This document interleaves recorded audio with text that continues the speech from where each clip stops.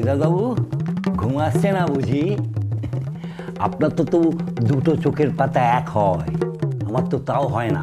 দূর হ, দিব্যি তো নাসিকা গর্জনের আওয়াজ শুনতে পেলাম মরাই। মশাই কি বলছেন কি আপনি? এত এত ঘুমের ওষুধ খাই তাই ঘুম আসে না? এত বড় একটা টিউমার থাকলে কি কারো ঘুম আসে? আচ্ছা, টিউমারটা বার করা যায় কি করে বলুন তো?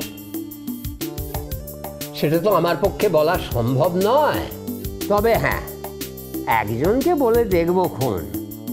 সেরকম অনেকের সমস্যা মেটায়, হয়তো আপনারটাও মেটাতে পারবে।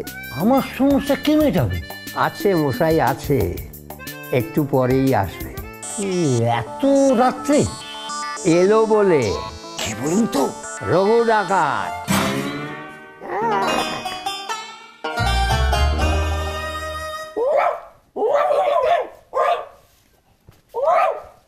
এই দেখো দেখো দেখো দেখো দেখো কিরকম হাঁ করা লোক, দেখো হ্যাঁ করে যাচ্ছে। দেখো না, সবাই চলে গেছে। সবাই আবার চলে আসবে দাদা, তুমি অত কুকুরের ডাক ডেকো না তো। তো ওই কত শোন লক্ষ্মী, আমি মানে করে সবাইকে করে দিয়েছি, মানে কুকুরের ডাক দেখে সবাইকে হাঁটিয়ে দিয়েছি। তুই আর দেরি করিস না, চলে যা চলে যা।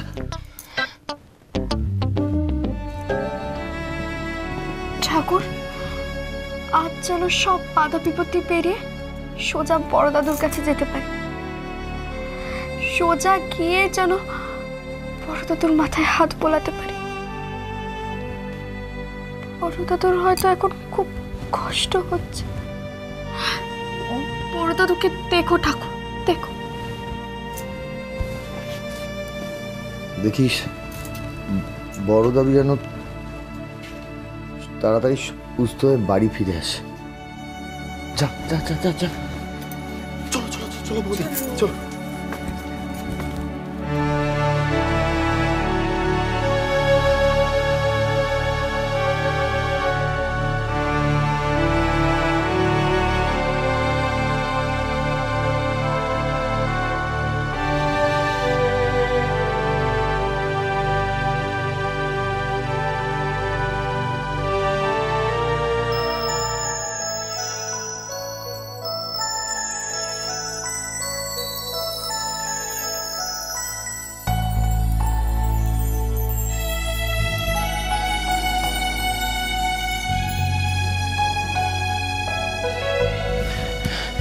কি তুমি এখানে? তুমি এখানে এলে কি করে? এটা তো ছেলেদের ওয়ার্ড। আমি যে জাদু জানি, তোমার জন্য তো আমাকে আসতেই হলো। এখান থেকে চলে যাও, কেউ দেখে ফেলে কিন্তু খুব কেলেঙ্কারি কাণ্ড হয়ে যাবে। আমি সব সামলে নেব। তুমি এতক্ষণ ধরে ছটফট করছো, এবার ঘুমাও তো। তুমি না সত্যি জাদু জানো। জানো, কিছুক্ষণ আগে মনে হচ্ছিল কেমন যেন একটা নরকে এসে গেছি। এখন সত্যি বাড়ি বাড়ি মনে হচ্ছে। এই, তুমি আমার কাছে থাকবে তো? হ্যাঁ থাক, এবার তুমি ঘুমাও।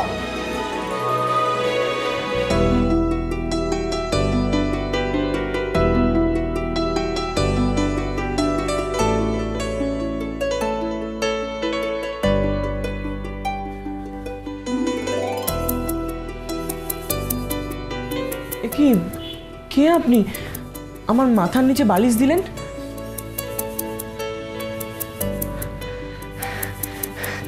তুমি তুমি এখানে এলে কি করে? এটা তো ছেলেদের ওয়ার্ড। ফেল কি?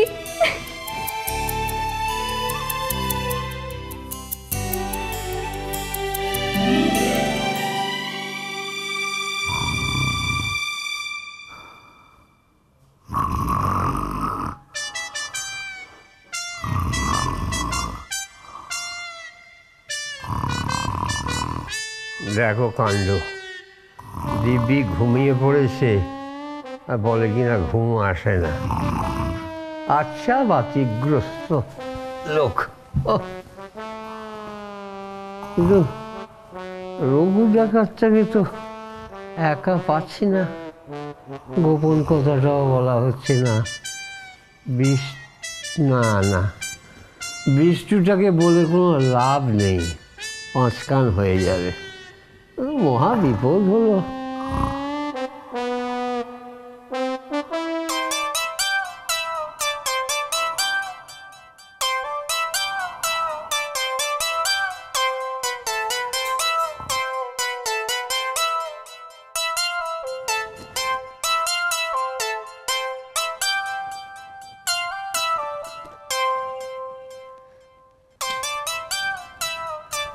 হরিদাস বাবু, আপনি উঠে পড়ুন, আপনার শুয়ে নেওয়ার সময় হয়ে গেছে। রাতের বেলা ফোঁড়াফোড়ি করো না তো বাবু। ও মা, তা বললে কি হয় নাকি? ডাক্তারবাবু আপনাকে বকবে না? উঠুন। জ্বালিয়ে খেলে।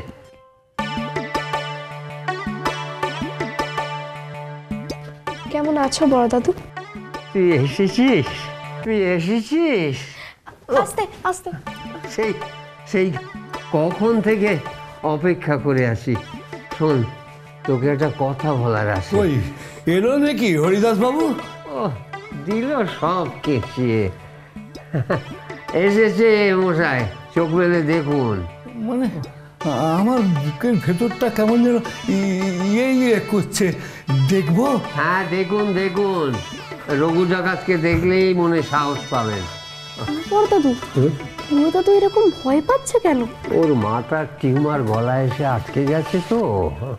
হ্যাঁ, তা আমি বলেছি তুই ওকে সাহায্য করবি। আমি? হ্যাঁ হ্যাঁ রে রঘু ডাকাত, তুই নিন না মশাই, আপনার সমস্যাটা বলুন না। কি বলবো রঘু ভাই, আমি ভাবছিলাম তুমি বোধহয় ডাকাতের বেশে আসবে, কিন্তু তুমি যে মেয়ে ছেলে নার্স হয়ে আসবে তা তো বুঝিনি। আমার সমস্যার অন্ত নেই। আরে এখন কি সমস্যা সেইটা বলুন না। এই যেমন আমি নানান স্বপ্ন দেখি। আজ সকালে স্বপ্ন দেখলাম আমি পোলাও আর মাংস খাচ্ছি, কিন্তু আমার গলায় আটকে যাচ্ছে। টিউমারটা আছে না। হ্যাঁ, হাসপাতালের এই অখাদ্যির মধ্যে আপনি পোলাও মাংস খাচ্ছিলেন? ছি ছি ছি ছি। হাসপাতালে অখাদ্য খাবার দেয় বুঝি? অখাদ্য বলে অখাদ্য? আমি তো ভাবছি কাল আমি অন্য জায়গায় ভর্তি হব কোন। সেখানকার খাবার যদি গলা দিয়ে নামে তাহলে বুঝবো আমার টিউমারটা এর নিচে নামছে। তার জন্য অন্য জায়গায় কেন যেতে হবে? আমি তোমাদের সকলকে পোলাও আর মাংস খাওয়াবো। হ্যাঁ, হয়ে গেল। হলো তোমার? এদিকে শোনো, ডাক্তারবাবু কিন্তু এদিকেই আসছেন। যদি তোমাকে একবার এখানে দেখে নেয় না, তাহলে কিন্তু সর্বনাশ হবে। তার থেকে বড় সর্বনাশ রঘু ডাকাত করে ফেলেছে রে। কি? শোনো, আমি ডাক্তারবাবুকে বোঝাবো যে এই অখাদ্য খাবার ওদের কারোর গলার থেকে নামছে না, তাই আমি ওদের কাল পোলাও আর মাংস খাবো। এই যে বুড়ো দাদু, কাল আমার হাতের রান্না যদি তোমার গলা দিয়ে নামে তাহলে তুমি বুঝবে তোমার গলায় আর টিউমার আটকে নেই। কেমন? চলো চলো চলো চলো চলো। কি বেচারাম বাবু, কথা আটকে গেল নাকি? আচ্ছা, ও কে ছিল হরিদাস বাবু? আমার নাতবু রঘু ডাকাত। ওস্তাদ মেয়ে মশাই।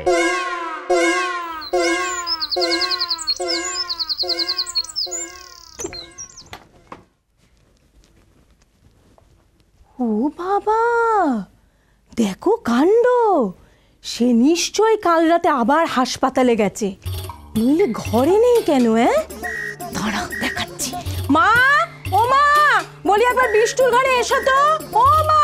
হরি হরি হরি হরি হরি হরি হরি হরি হরি হরি হরি হরি হরি হরি হরি হরি হরি হরি। কি হয়েছে নাকি? হ্যাঁ, কতবার বলেছি ওরে গোপু, সকালবেলা একটু গঙ্গা নাইবি, চ একটু ধম্মে কম্মে মন দে। কিছুই তো করবি না। কি করে করবো মা, কি করে ধম্মে কম্মে মন দেবো? দেখেছো ঘরে কেউ নেই। হ্যাঁ, ছে ছে ছে ছে ছে ছে ছে ছে। তুই অলক্ষীটা গেল কোথায়? কোথায় আবার যাবে? নিশ্চয়ই হাসপাতালে গেছে। বলছিল না কাল থেকে যাবো যাবো যাবো, আর বাড়ির সকলে এটা নিশ্চয়ই জানে। মা, একবার তুমি ভেবে দেখেছো মা, এ বাড়িতে আমার সম্মান বলে কিচ্ছু নেই। সবাই মিলে খালি আমার পেছনে ষড়যন্ত্র করছে কি করে আমার ছেলেটাকে আমার কাছ থেকে কেড়ে কেড়ে নেবে, কেড়ে কেড়ে নেবে। গোপু, তোর এই অবস্থা দেখে না আমার বুকের ভেতরটা একবারে করে চলে যাচ্ছে। এ বাড়িতে তোর মান সম্মান বলে কিচ্ছু নেই রে। চুপ করো তুমি, খালি কাটা খাই নুনে চিটে দিতে খুব ভালো লাগে না তোমার? দাঁড়াও দাঁড়াও, আমি বাড়ির সকলকে গিয়ে এবার জিজ্ঞেস করবো যে কেন তারা আমার পেছনে এরকম একটা ষড়যন্ত্র চালাচ্ছে। বলি ছেলেটা যে আমার, সেটা সবাই ভুলে গেল। তোর যে চেতনা ফিরে এসছে না, এটা দেখে আমার ভীষণ ভালো লাগছে। কিন্তু কি করবি বল, এখন তো সব হাতের বাইরে চলে গেছে। ওই অলক্ষীটা তোকে মাননি গুন্নি একদম করে না, একদম না। বড়দা মেজদা, ও বড়দা মেজদা, বড়দা মেজদা। হুরি হুরি হুরি হুরি হুরি হুরি, কত যে কি দেখবো তা কে জানে।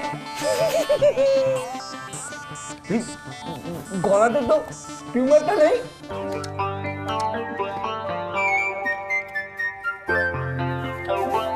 পেটেতেও নেই। তার মানে আপনি সেরে গেছেন। টুপিটা খুলে দেন। তার মানে আজ রাতেই ঘরটা ফাঁকা হবে। রঘু ডাকাতকে গোপন কথাটা বলতে পারবো। অবশেষে গুপ্তধনের কথাটা জানাতে পারবো। সংসার সুখের হয় রমণীর